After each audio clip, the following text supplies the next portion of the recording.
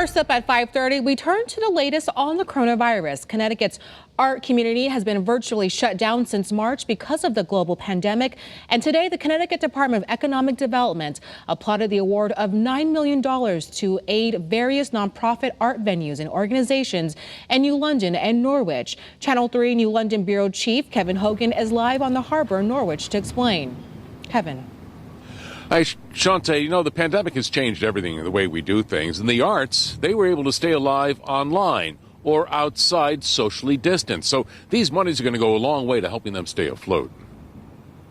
The historic Guard Arts Theatre in downtown New London has been dark and likely won't see the light of a performance or patrons until later in 2021. We put on our marquee at the very beginning of the pandemic, there will be a brief intermission.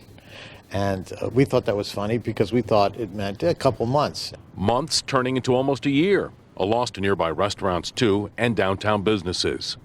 Lieutenant Governor Susan Bysowitz hosted a news conference on Zoom today, revealing $9 million in Connecticut COVID relief funding for the arts in New London and Norwich. The arts are critical to our state's economy.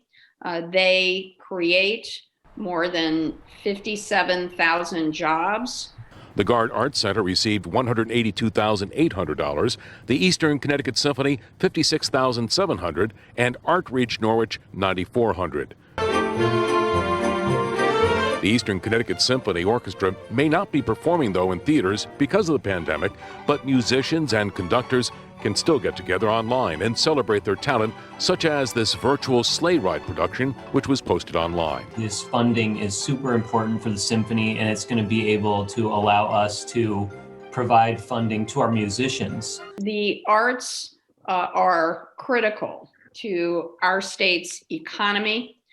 They create more than 57,000 jobs. And the arts and culture sector of our economy is about 5% of our state's GDP.